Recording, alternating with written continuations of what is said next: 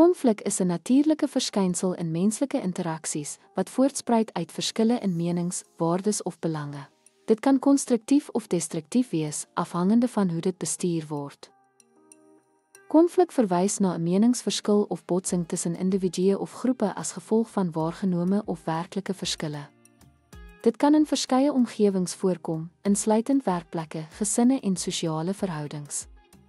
Konflik kan gekategoriseer word as interpersoonlik, intrapersoonlik, intergroep of organisatories.